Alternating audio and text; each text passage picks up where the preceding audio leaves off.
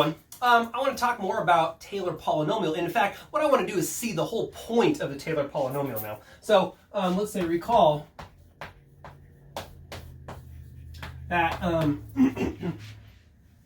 if f of x has a power series representation, so let's say sum n equals 0 to infinity. So remember, this is going to be the Maclaurin series, or sorry, the Taylor series. So f n a over n factorial x minus a to the n. In other words, if we have a function that is equal to its Taylor series at a, then the order in Taylor polynomial is approximately equal to f of x. And so what that means is, so let's say that is f of x is approximately equal to a polynomial, right? So that's going to be the sum. I'll write this in two different ways. So sum n equals 0 to capital N, nth derivative at a divided by n factorial times x minus a to the n. And remember what this is. This is going to be, let's see, when n equals 0, right? We just have f of a plus, then there'll be f prime of a times x minus a plus f double prime of a divided by 2 factorial times x minus a squared plus, let me write one more term out here. Well, actually, let me put the dot, dot, dots now. Dot, dot, dot, plus, and then eventually we'll get to the nth derivative, capital nth derivative, at a divided by n factorial times x minus a raised to the n. So the function is approximately equal to this polynomial. In other words, if I take some specific value of x and plug it in here and plug it in here, right, the outputs are going to be very close. But then, and I need to say, so we say approximately here, where x is near, and I'll put that in quotes, near a, right? So we get approximately equal to, as long as we choose x in some advantageous way. So, fine, okay, so we say that the Taylor polynomial is approximately equal to the function, but what do we mean? How good? How approximate? And so that's what we're going to look at now. How good is the approximation of the Taylor polynomial to the actual function, right? So the question then,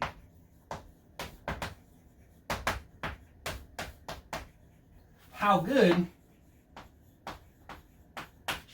is the approximation?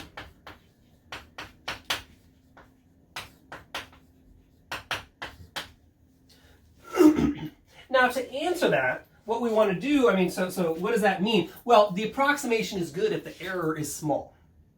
And so the error in the approximation is measured by, we write this as r sub n of x, and what we want is the absolute value of the error of the remainder to be small, right? So, and remember, the remainder, that's just the difference between the actual value of the function and the approximating polynomial, the difference between the output here and here. So,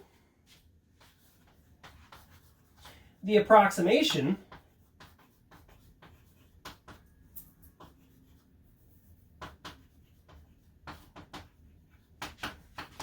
is good when the remainder, absolute value of the remainder, is small.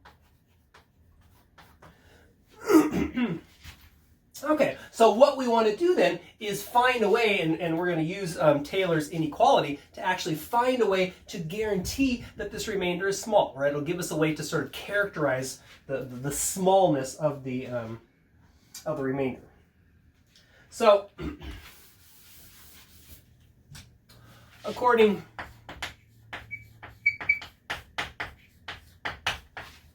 to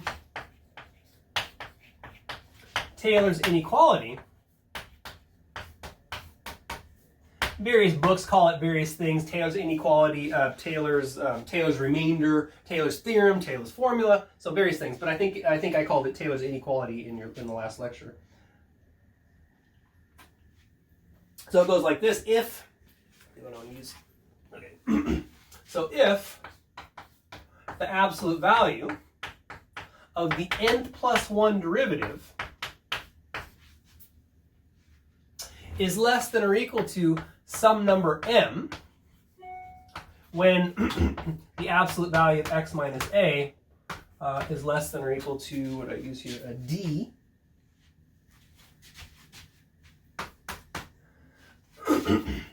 then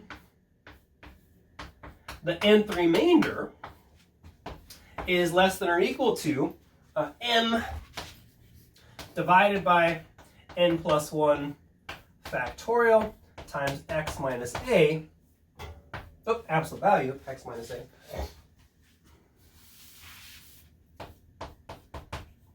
raised to the n plus 1th power. Right, for all values of x satisfying x minus a less than or equal to d. So what that's telling us then, it's giving us a way to make this remainder small. And how do you do that? Well, there's two things you can do. You could make that denominator large, right? The larger the denominator gets, the smaller the fraction gets. So one way to do it is to choose n large. Another way to do it is to make this value really small, so choose x so that x minus a is small. Right? So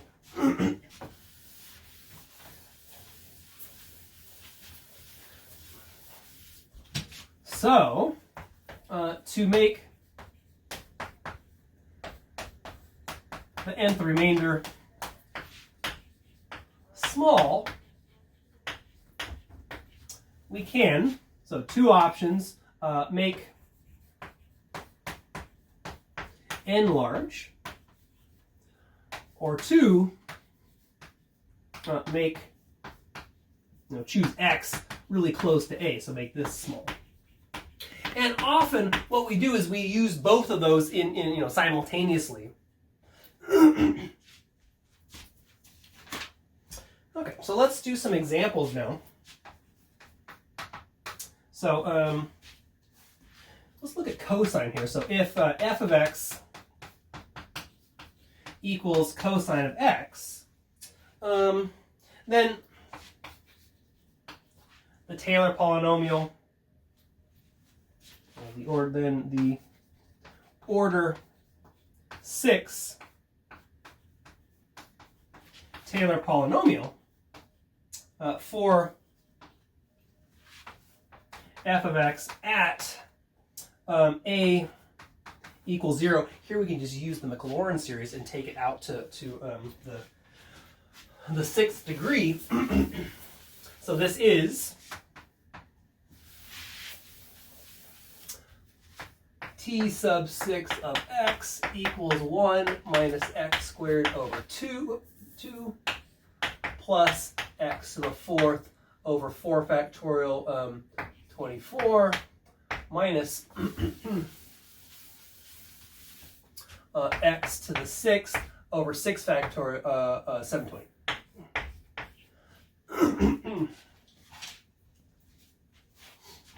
Okay, so there is the order 6 Taylor polynomial for the cosine. So how do we think of this? We think of it this way, that this polynomial approximates the cosine function. So if I take x and plug it in to the cosine, and I take that same number and I plug it into this polynomial, right? We're supposed to get something that's close. And in fact, how does your calculator even know what cosine of, if you want to compute the cosine of 3, calculator doesn't know what that is, right? Because cosine is a strange function.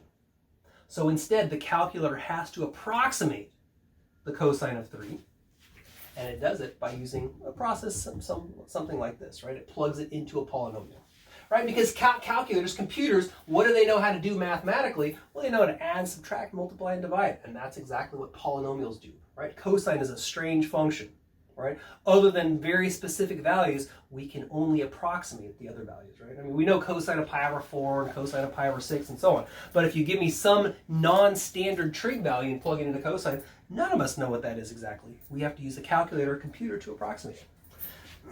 Okay, so the question now, how do we interpret this? So, for values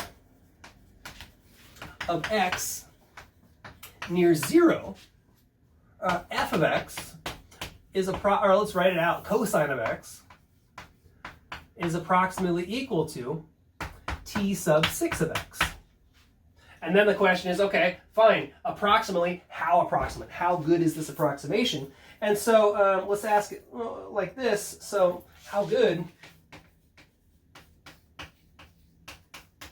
is this approximation if we choose values of x between plus and minus 1/2? So if minus 1/2 less than or equal to x, less than or equal to 1/2. Okay? All right, so let's see now. We got to remember what Taylor's inequality says. It says you need this value m. So, let's say it like this. So solution.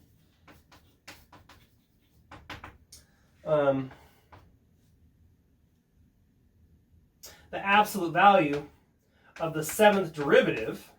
Let's see, the 7th derivative of cosine is going to be a plus or minus sine, right? So that's equal to absolute value of sine x. And how big can the absolute value of sine x get? Well, we know that sine stays between plus and minus 1. So we know that this is less than or equal to 1. That's a good choice for m. Right, so we're going to choose m. Right, all we need is some value. M is any number that is greater than the n plus 1th derivative of the function over the interval. So if we stay between plus and minus 1/2, we're guaranteed that the absolute value of the 7th derivative, that's the n plus 1th derivative in this case, right, is less than or equal to 1. So we're going to choose m equal to 1.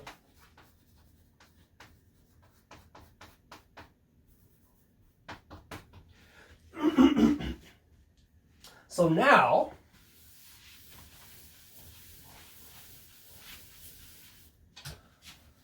so Taylor says that the absolute value of the 6th derivative, the absolute value of the 6th remainder is less than or equal to m over 7 factorial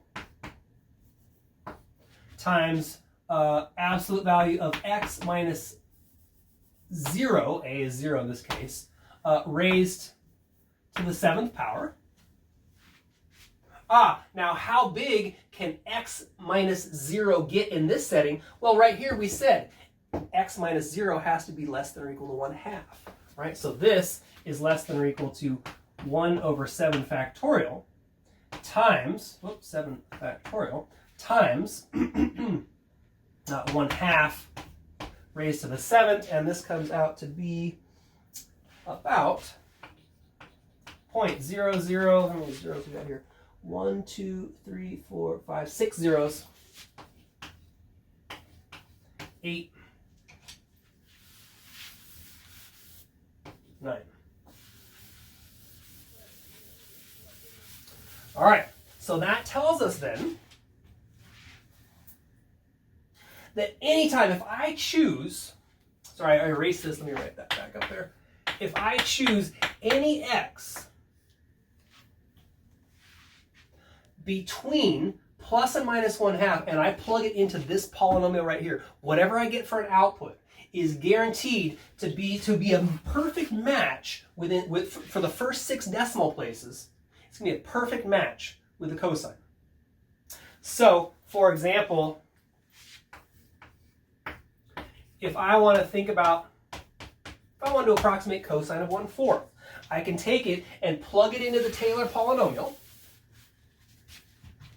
So cosine 1/4 is approximately equal to t sub 6 of 1/4, which would be 1 minus 1/4 squared over 2 plus 1/4 the 4th over 24 minus 1/4 to the 6th over 720. And I plugged this into the calculator and I got 0.9689. So 0.9689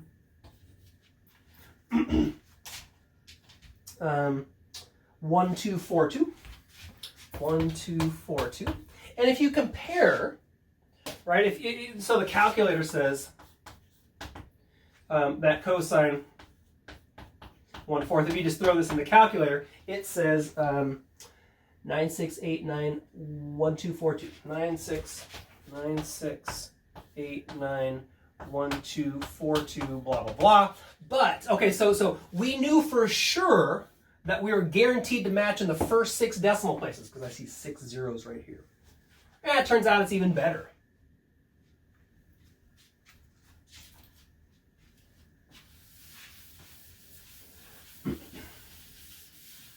Let's try that again. Let's look at cosine of minus 1/3. Right? So, if I plug it into my Taylor polynomial, so this is going to be approximately equal to t sub 6 of negative 1/3, which is 1 minus negative 1/3 squared over 2 plus negative 1/3 over 20 up to the 4th over 24 minus negative 1/3 to the 6th over 720.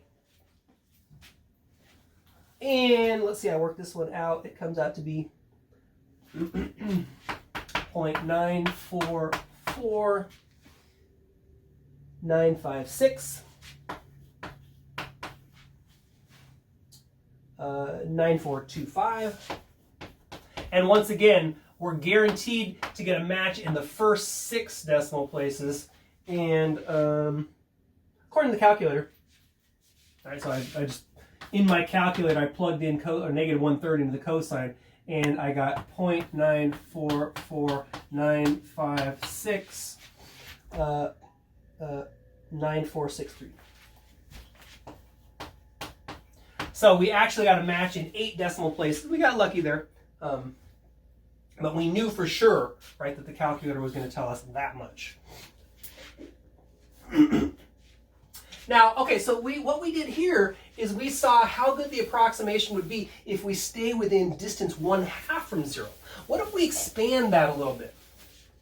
How well does the degree or the order 6 Taylor polynomial approximate? So how good is the approximation if instead we allow x to range from plus to minus 1?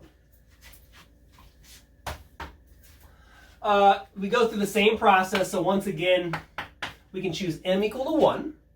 And then we know that r sub 6 of x, absolute value, will be less than or equal to m over n plus 1 factorial, so 7 factorial, times x minus 0 raised to the 7th. But in this case now, the distance between x and 0 can go all the way up to 1, right? So this will be 1 over 7 factorial times 1 to the 7th. And this comes out to be 0.000198. This is 0.000198. So what you see, the closer you are to the a value, which in this case is 0, the better the approximation is going to be. If we allow ourselves to go all the way out to 1, our approximation is not as good, right? Our remainder has the potential to be larger. So let's say I want to compute or approximate the cosine of 1. We know that that's approximately equal to t sub 6 of 1, which is going to be 1 minus 1/2 plus 1/24 minus 1 over 720, which comes out to be 0.540.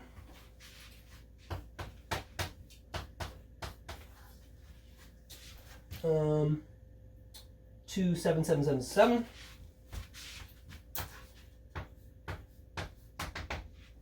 Now, we are guaranteed that there's going to be a match in the first 3 decimal places, right? Because my remainder is guaranteed to be less than this number right here. And so now if you look at the calculator, it says that the cosine of 1 is 0.540, 302. So you can see right here, we got a deviation in the 4th decimal place, right? So as you stray farther and farther away from your A value, your approximation value, or the accuracy of your approximation goes down. Okay, so let's do a couple more examples. The mysterious part about this, the part that students kind of have a hard time with, is this m.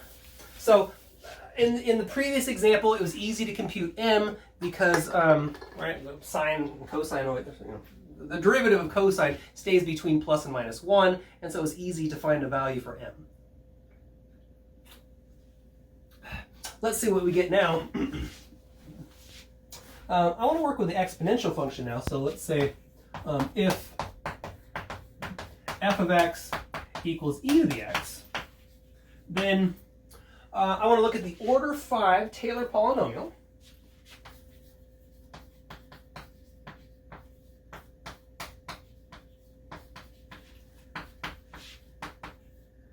At a equals 0, once again, we can use our knowledge of the Maclaurin series.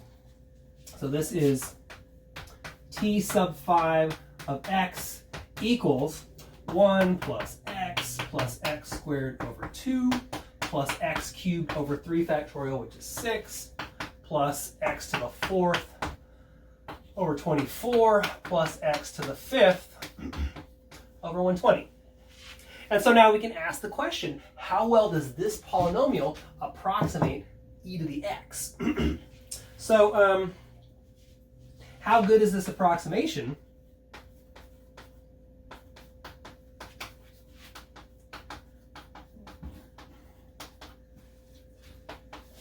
If, let's say, we stay between plus and minus 1.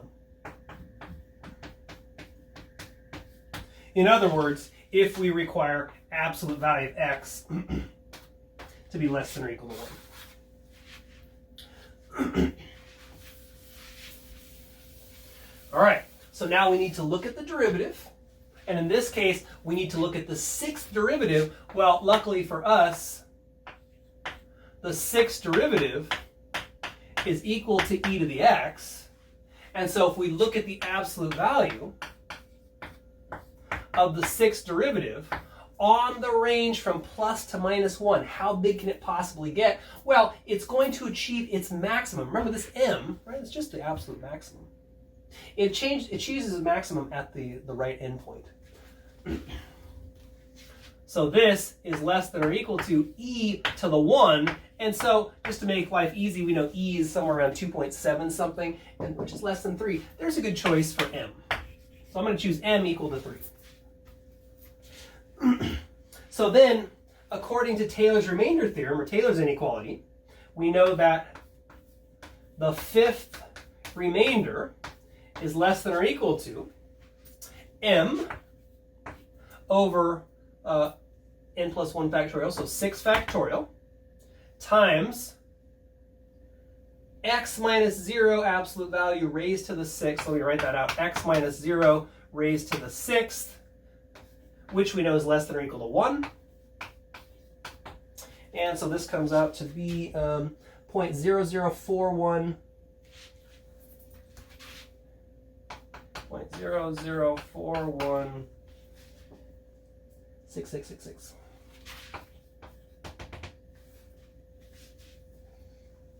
Okay, so if we take any number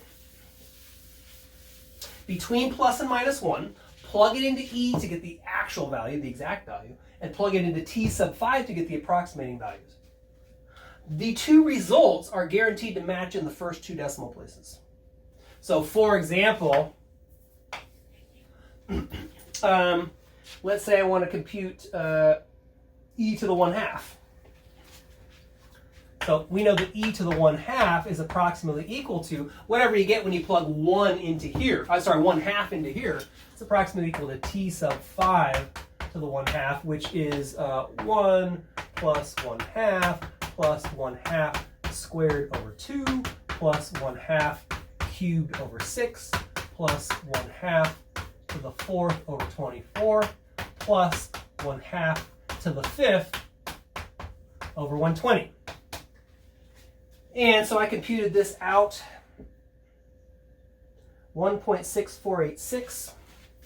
1.6486. 97917, 97917, blah, blah, blah. The calculator says that e to the 1/2 is 1.64. I know I'm guaranteed to match in those first two spots. 1.6487 and so on. All right, but we knew that it was going to be accurate at least to that spot right there, and we happened to get lucky and pick up an extra correct decimal spot. This will also allow us to approximate e. E, that's e to the 1, is approximately equal to t sub 5 to the 1, and that's going to be 1 plus 1/2 plus 1/6 plus 1/24 plus 1 over 120. Compute that out, and you get 2.716, 2.716, blah, blah, blah. We're guaranteed to get a match right there. And then, of course, the calculator says that E equals 2.718, and so on. So we knew that it wasn't going to be perfect, right? And so how could we get a better approximation of E using the order n polynomial? Well, increase n, right? T sub 5, try T sub 7, T sub 10, T sub 20, right? A calculator can compute T sub 20 of 1 very quickly, right, and get a good approximation of E. Okay, let's try one more example.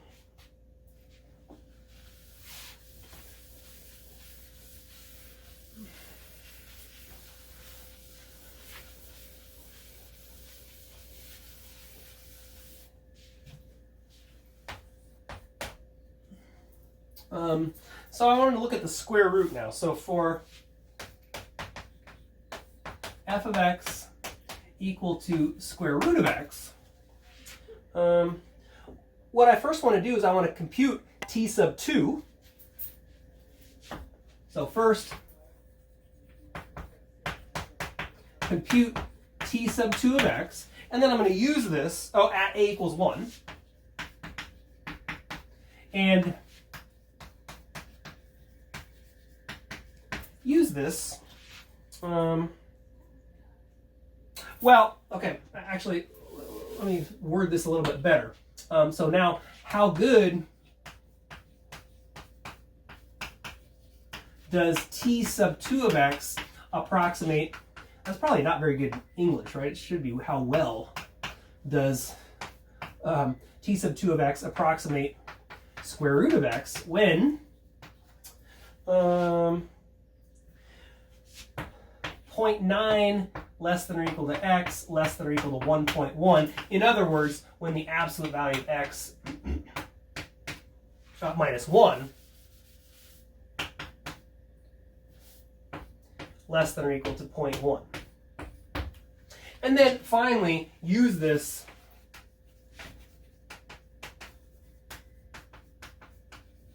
to approximate the square root of 1.01.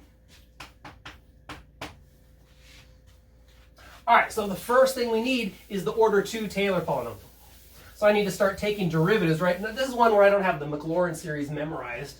In fact, it's not the Maclaurin series because we're doing it at a equals 1. So I'm going to actually crank this out. So we've got f of x is the square root of x. F prime of x is going to be 1/2 x to the minus 1/2. F double prime of x is going to be negative 1/4 x to the minus 3/2. We're doing it at a equals 1. So f of 1 is 1. F prime of 1 is 1/2. F double prime of 1 is negative 1/4. So that means then that t sub 2 of x is going to be 1 minus 1/2 times x minus 1. Oh, sorry, no, that should be a plus. Minus 1/4 over 2 factorial, so that would be minus 1/8 x minus 1 squared. All right, so there's the order 2 Taylor polynomial for the square root of x. Now the question is, how well does this approximate the actual square root? So I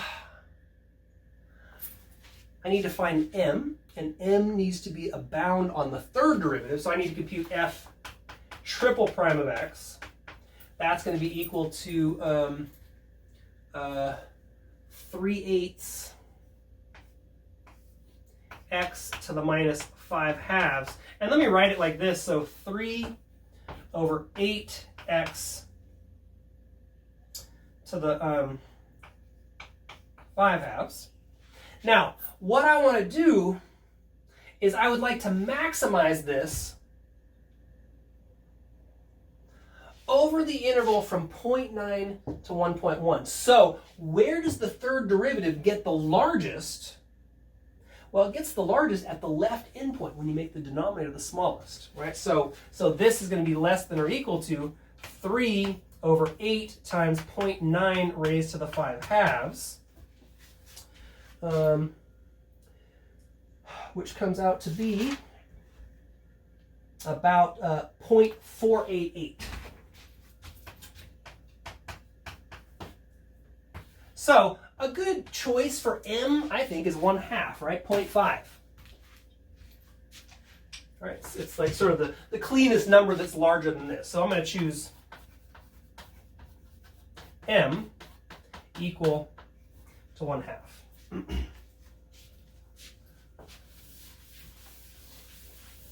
So now we have that r sub 2 of x, absolute value, is less than or equal to m divided by 3 factorial times absolute value of x minus 1 raised to the third, which is less than or equal to, so this is a 6, so this will be 1/12 times, let's see, this is staying less than 0.1, so 0.1 raised to the third, and that will be 0.0000, 4 zeros, 8333, dot, dot, dot. Okay, so as long as you stay, so we'll say when 0.9 less than or equal to x less than or equal to 1.1. So as long as x stays between those values right there, then the approximation of the square root of x using t sub 2 is going to be very good, right? It'll agree in the first 4 decimal places. All right, so finally, square root of 1.01 is approximately equal to t sub 2 of 1.01. And so I would plug 1.01 into here. So that's going to be a 1 plus 1/2 times 0.01, right? When you plug a 1.01 minus 1, you get 0.01, minus 1/8 0.01 squared, which comes out to be 1.004975. 1.004, what did I say? 4975. And you can check the calculator.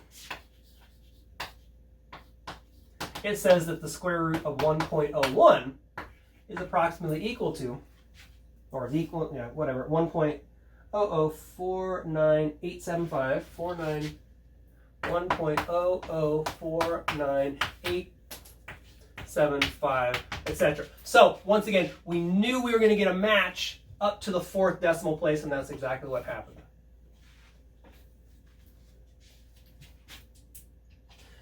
Okay, hopefully you find this interesting. I mean, this is really the point. What does a Taylor polynomial do for you? It approximates a complicated function, right? I mean, how are you going to figure out what the square root of 1.01 is? How does a calculator do it for you? It does essentially a polynomial calculation, right? Computers just know how to add, subtract, multiply, and divide. That's exactly what the Taylor polynomial does. Okay, so we will see you next time.